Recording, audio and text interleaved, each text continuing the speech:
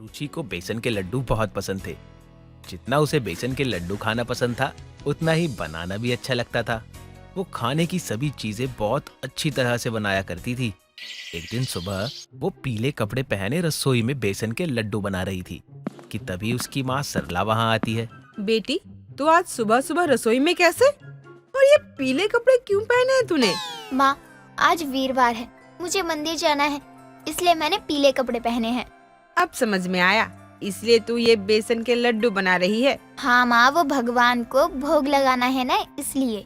बेटी, भोग तो जब लगेगा ना जब तुझसे बच पाएगा बेसन का लड्डू, क्योंकि हम सबको पता है कि तुझे बेसन के लड्डू कितने पसंद है। माँ, मान लिया कि मुझे बेसन का लड्डू बहुत पसंद है, लेकिन इसका मतलब ये नहीं है कि मैं भगवान को भोग लगाने वाला लड्डू भी खुद खा जाऊं। रुचि और सरला की बात रसोई से बाहर खड़ा गोपाल सुन रहा होता है, जिसे सुनकर वो हंसता हुआ अंदर आ जाता है। अगर ऐसी बात है बेटी, तो कल शर्मा जी के घर जाने वाले लड्डू तूने क्यों खा लिए थे? पिताजी, माँ कम थी मेरा मजाक उड़ाने के लिए जो आप भी आ गए। मुझे थोड़ी ना पता था कि शर्मा जी के यहाँ जाने वाला लड्डू पूजा के लिए जा रहा है, वरना मैं नहीं खाती। कोई बात नहीं, तू खा, जितना खा सकती है उतना खा। तेरा पिता हलवाई है, तो तू कहेगी तो बेसन का लड्डू तुझे बना के खिला देगा। आप सच कह रहे हैं पिताजी? हाँ बिल्कुल, लेकिन आज तुझे मेरी मदद करनी होगी पहले, तभी मैं तेरे लिए बेसन के लड्डू बनाऊंगा। बताइए ना पिताजी, मुझे क्या करना है? आप जो बोलेंगे मैं सब करूँगी। ठीक है, फिर जल्दी से मंदिर चली जा और वहाँ बांटने वाली मिठाई कारीगरों के साथ मिलकर बनवा ले। और हाँ, मुझे तेरी माँ के साथ पूजा में बैठना है, वरना मैं बना लेता। पिताजी, मैं इतनी सारी मिठाई कैसे बनाऊंगी? मैं तो थक जाऊंगी ना। ठीक है, कोई बात नहीं, फिर मैं भी क्यों बनाऊं तेरे लिए बेसन के लड्डू? अगर तू काम करेगी तो बनाऊंगा। बता, मेरे हाथों के बेसन के लड्डू खाना है तुझे? हाँ खाने हैं, लेकिन उसके लिए आप मुझसे इतना सारा काम करवाएंगे?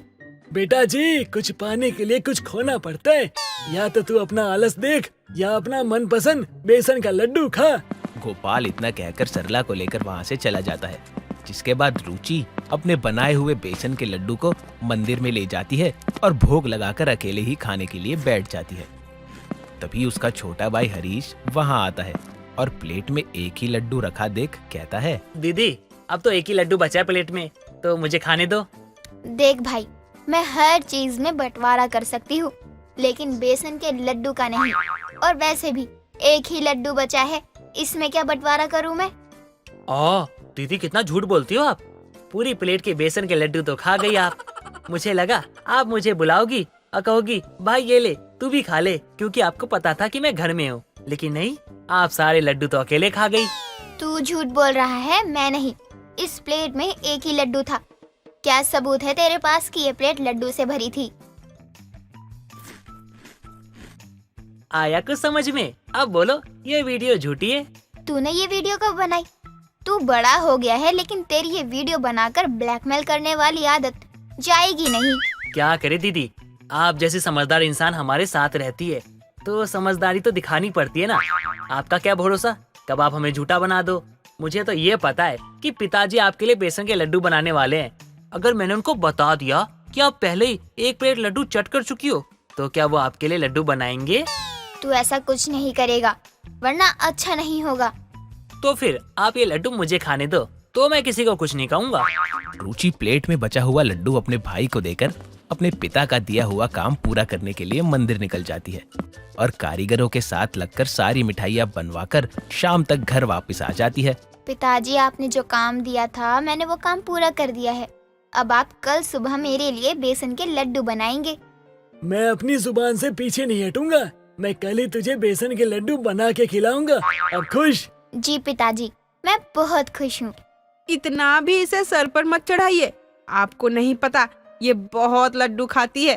खाने दो, किस बात की चिंता है? उसका पिता हलवाई है, वो जितना चाहे उतना लड्डू खाए। आपकी वजह से ही ये इतनी बिगड़ गई है, आगे आपको ही परेशानी होगी। अरे बात के बारे में सोच के मैं अपनी बेटी को आज दुखी नहीं कर सकता। गोपाल इतना कहकर वहाँ से चला जाता है। अब दिन बीतने लगते हैं। बीतते दिनों के साथ रुचि की शादी एक अनुज नाम के लड़के के साथ तय हो जाती है। सभी शादी की तैयारियों में लग जाते हैं। लेकिन रुचि का सिर्फ एक ही काम था, बेसन के लड्डू खाना। उस दिन सरला उसके कमरे में आती है तो देखती है कि वो मिठाई का डब्बा खोलकर बेसन के लड्डू खा रही होती है। तभी सरला उसके हाथों से मिठाई का डब्बा छीन लेती है। अब तो तेरी शादी तय हो गई है, 4 दिन बाद तेरी शादी है। अब तो अपने ये बेसन के लड्डू खाना कम कर दे। लोग कहते हैं ज्यादा मीठा खाने से वजन बढ़ता है। माँ मुझे फर्क नहीं पड़ता, उन्हें मुझे जो पसंद करना था वो कर लिया। अब तो सिर्फ शादी होनी है। हाँ, तो सभी लड़कियों का सपना होता है कि वो शादी में अच्छी लगे, लेकिन तू तो मोटी भैंस लगेगी अगर ऐसे ही लड्डू खाती रही तो। बाकी तेरी मर्जी। सरला की बातों का रुचि पर कोई असर नहीं होता। ऐसे ही कुछ दिन बीत जाते हैं। शादी का दिन पास आ जाता है। सुबह से ही हलवाई मिठाई बनाने में लगे हुए हैं।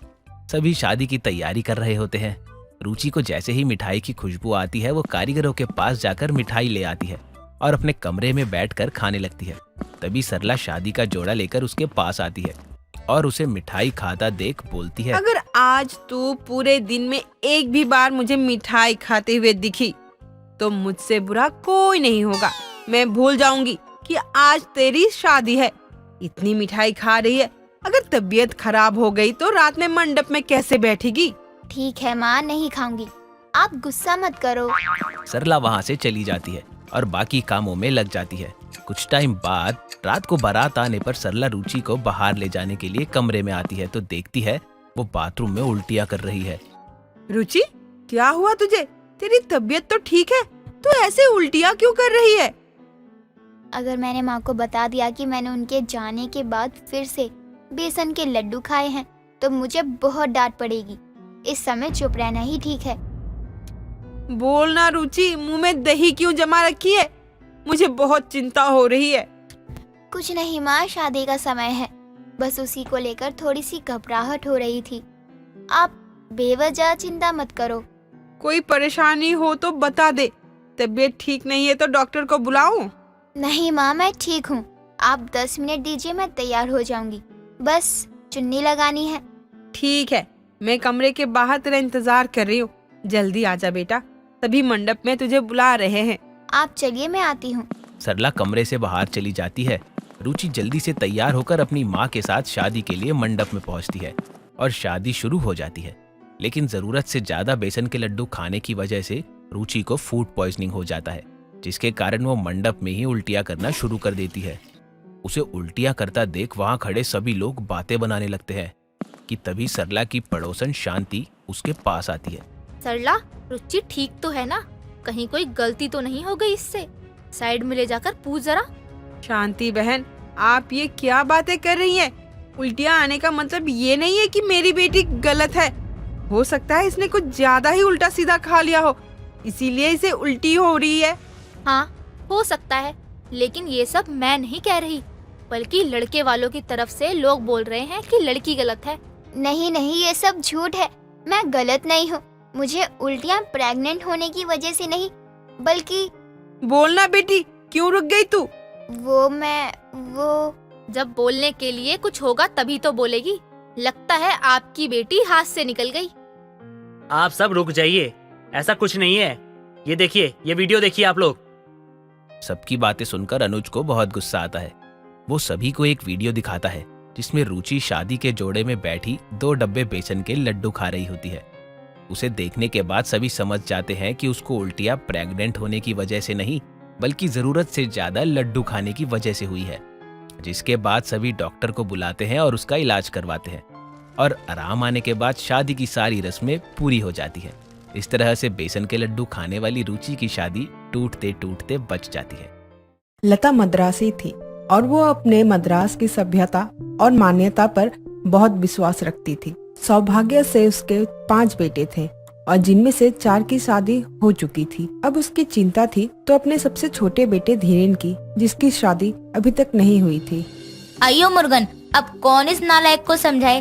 अब इसको शादी कर लेना चाहिए। आखिर कब तक ये शादी करेगा? इसके भाइयों के तो बच्चे भी हो गया है और इसको देखो।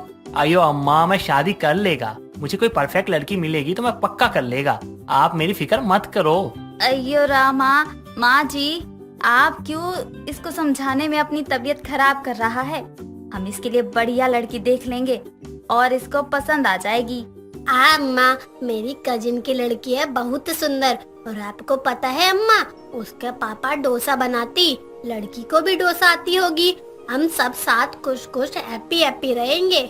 फिर तो डीले नहीं करो, तुम बात चलाओ, धीरेन को हम मना लेंगे।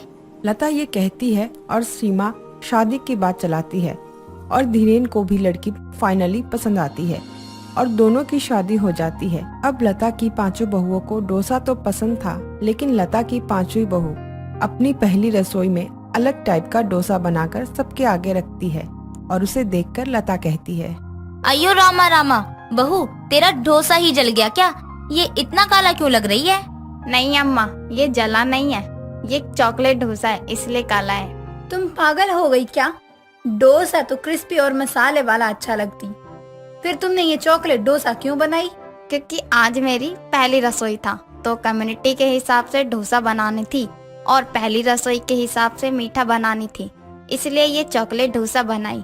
ये मीठा भी है और डोसा भी। सुमन की चारों जेठानियों को उसकी बात अच्छी नहीं लगती और सब अपनी अपनी पसंद का डोसा बनाने रसोई में चली जाती है। ये देखकर लता अपने सर पर हाथ रख लेती है।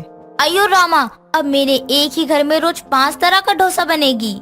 लता बेचारी कुछ नहीं कर पाती और उसकी पांचों बहुओं रोज अलग अलग तरह का डोसा बनाती और उसे भी जबरदस्ती खिलाया करती और पांचों का दिल रखने के लिए उसको सबके बनाए डोसे खाने पड़ते। एक दिन वो पेट पकड़कर बैठी हुई थी।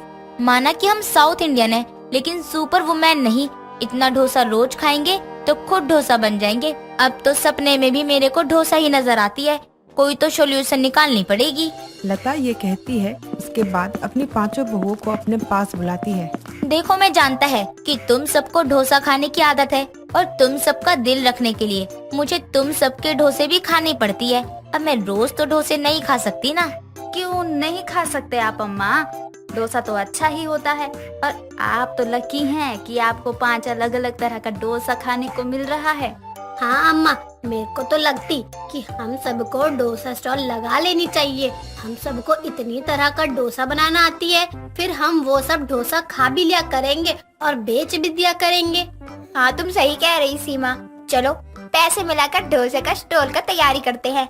अयो मुर्गन, तुम लोगों को ये बोलने बुलाया था कि थोड़ा डोसा खाना कम कर दो और अब तुम लोग डोसा खिलाने की बात करती है। लता की बात को पांचों नजरअंदाज करके चली जाती है और डोसा का स्टॉल लगाने की तैयारी करती है, लेकिन पांचों जो भी डोसा बनाती खुद ही खा जाया करती और अब उनको एक दूसरे के बनाए डोसे भी खाने अच्छे लग रहे थे। एक दिन सुमन का बनाया डोसा सीमा खा जाती है। तुम मेरा डोसा खाया? पहले दिन तो तुम बड़ा चिक चिक कर रही थी चॉकलेट डोसा देखकर। खा लिया तो क्या हो गया? मैंने देखा था तुम परसों मेरा पनीर डोसा खाई थी। तो क्या हो गई? मैं बस टेस्ट कर रहा था कि ठीक बना है या नहीं।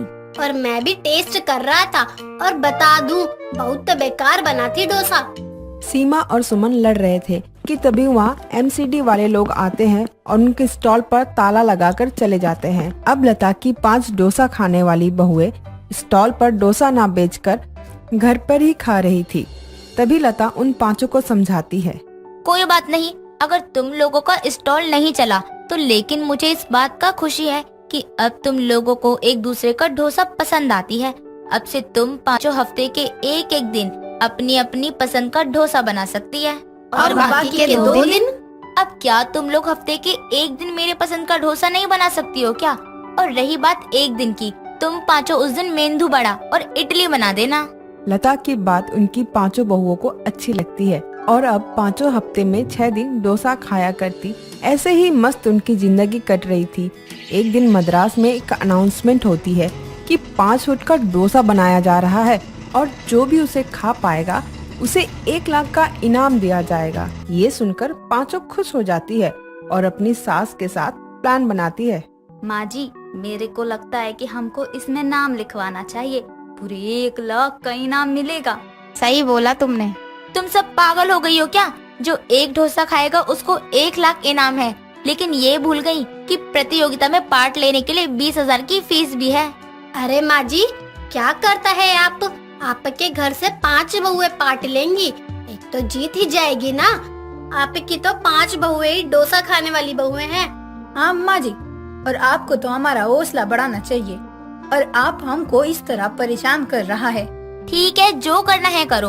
अब मैं तुम सबसे कुछ नहीं बोलेगा, लेकिन ये फीस पूरे 20,000 रुपए अपने अपने पतियों से लेना, नहीं देगा मैं कुछ भी। लता ये बोलकर चली जाती है और अपने बेटों को भी पैसे देने से मना कर देती है, जिसके बाद पांचों अपने अपने मायके से 20-20 हजार रुपए मांग कर लाती है और फीस जमा करवाती है। दिन गुजरते हैं और अब पांचों रोज डोसा खाती है और प्रैक्टिस करती है कि कौन ज्यादा डोसा खा पाएगी। पांचों ने फीस अब तक जमा करवा दी थी और अब एक ही दिन बचा था। नीलम और सीमा रोज लगातार डोसा खाने की प्रैक्टिस कर रही थी और खूब सारा डोसा खाकर वो सो जाती है। अगली सुबह उनका पेट खराब हो जाता है और दोनों अपना पेट पकड़कर बाकी तीनों से कहती है, अयो मुर्गन, हम तो प्रतियोगिता में नहीं जा पाएगी, हमारा पेट बहुत खराब लगता है हमको। हाँ, तुम लोग जाओ, हम दोनों के 40,000 तो डूब गई ना, लेकिन तुम जीत के आना, वरना अम्मा तुमको सुना सुना कर तुम्हारा डोसा बना देगी। अब आरती, मेघा और सुमन निकल जाते हैं और डोसा खाने की प्रतियोगिता में जाते हैं, जहां उनसे भी बड़े बड़े धुरंधर मौजूद थे। जिनके बाद कुछ देर में प्रतियोगिता शुरू होती है और तीनों डोसा खाना शुरू करती हैं। तीनों को अलग अलग डोसा दिया गया था और डोसे का साइज 5 फुट का था।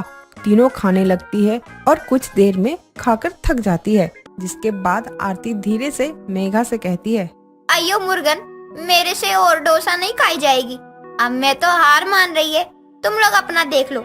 आरती ये कहकर पहले ही फुट पर हार मान लेती है, जिसके बाद मेघा को दूसरे फुट पर उल्टी आ जाती है और वो डोसे पर ही उल्टी कर देती है। अब आखिरी बची थी सुमन, जो पूरे मेहनत से डोसा खाने की कोशिश कर रही है, लेकिन उसने 3 फुट डोसा खाया था कि तभी उसकी हालत भी खस्ता हो जाती है, जिसके बाद तीनों ही इनाम नहीं जीतती और घर आ जाती है और पांचों को अपने पास बुलाकर लता कहती है, क्यों मेरी बहुओं, उप्स, डोसा खाने वाली 5 बहुओं, बताओ जरा, तुम पांचों में से 1 लाख रुपया कौन जीता? माँ जी, मैं और सीमा तो डोसा खाने गया ही नहीं, हम दोनों ने इतना डोसा खाया कि हमारा पेट ही खराब हो गई और हम जा ही नहीं पाए। और माँ जी, हम तीनों गए थे लेकिन जीते नहीं। 5 फुट का डोसा तो बड़ी होती ना माँ जी, हम नहीं खा पाई।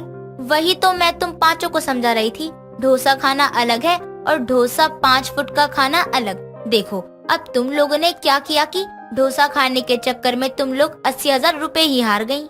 माफ कर दो माँ जी। वादा करो कि तुम पांचों अब ऐसी जिद कभी नहीं करेगा और डोसा खाएगा, लेकिन बाकी चीज भी खाएगा, समझे? लता से पांचों ये वादा कर देती है और इस तरह से लता की 5 डोसा खाने वाली बहुओं को 80,000 रुपये गवा कर लाखों का सबक मिलता है। राधिका को तरह तरह के फास्ट फूड खाने का बहुत शौक था।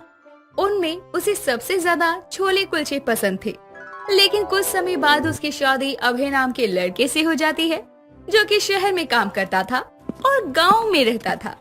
इसीलिए शादी के बाद वो राधिका को गांव ले आता है अपनी माँ और पिता की सेवा के लिए।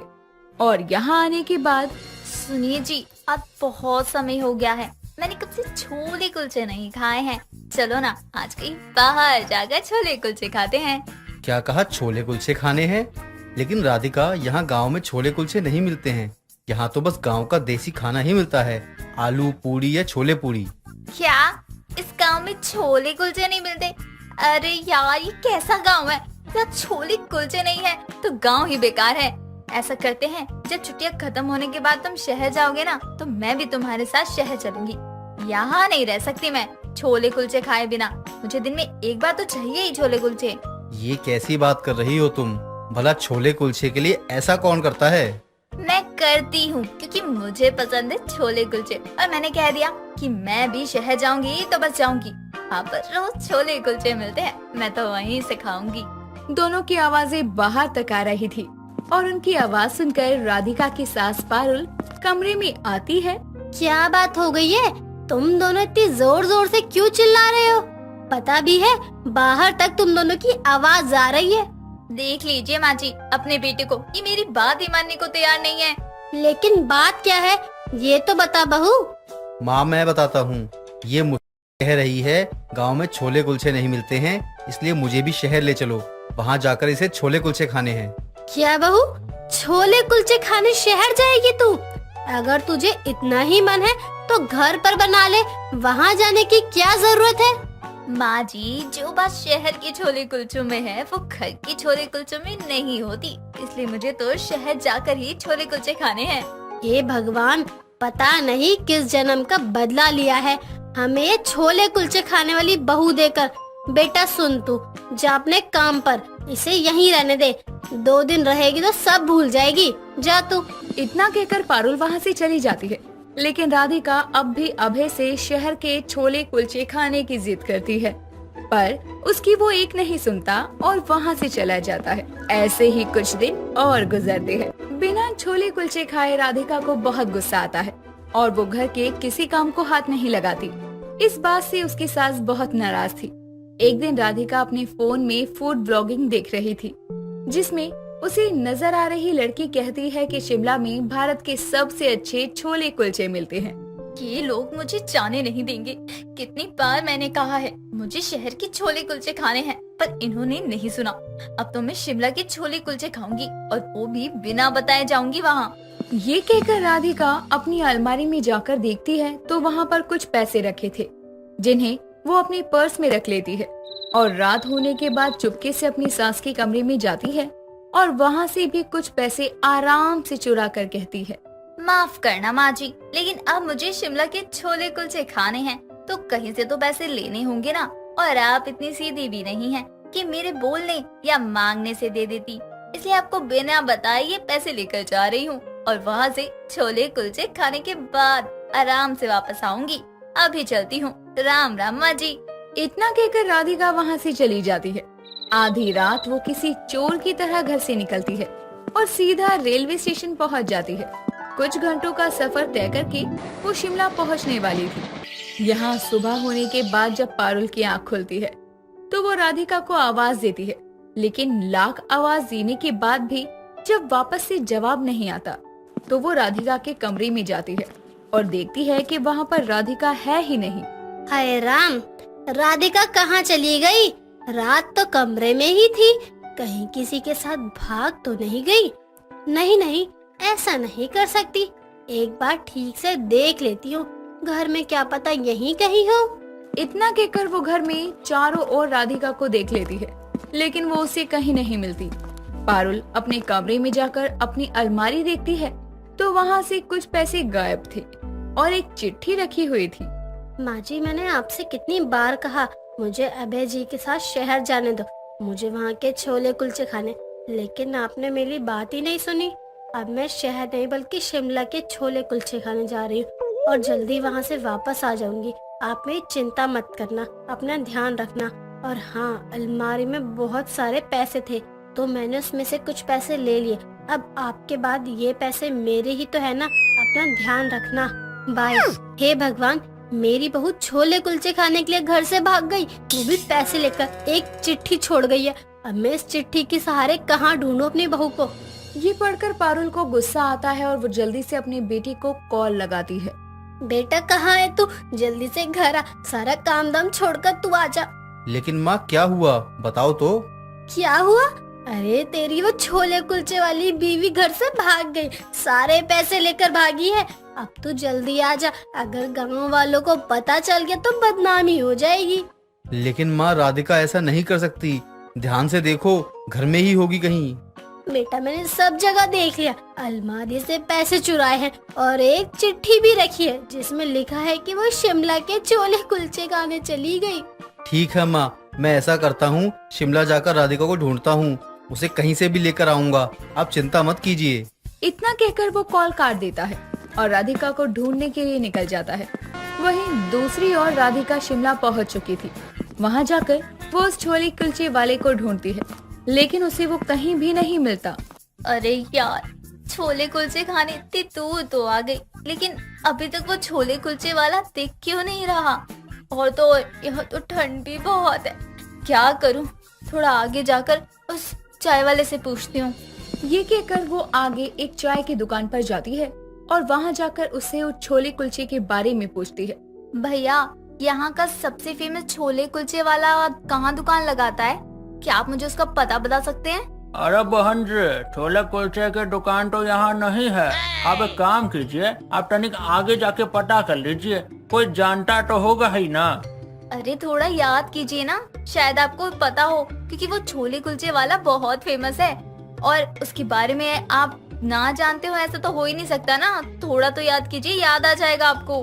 अरे कह दिए ना नहीं मालूम है तो क्यों बार बार एक ही बात पूछे जा रही हो? अरे आगे जाओ, किसी और से पूछो, हमारा दिमाग काहे खराब कर रही हो?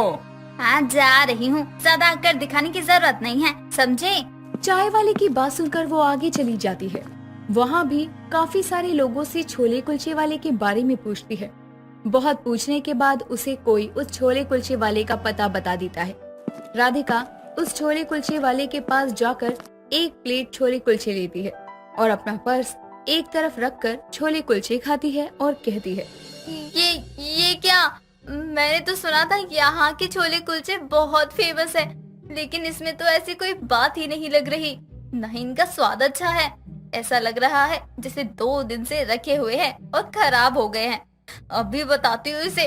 भाई ये क्या छोले कुलचे हैं? ये तो बिल्कुल भी अच्छे नहीं है। आपने मुझे खराब छोले कुलचे दिए हैं ना? मैडम जी ये क्या कह रही हैं? एकदम ताजे हमारे छोले कुलचे, कोई कमी नहीं है इनमें, समझिए आप।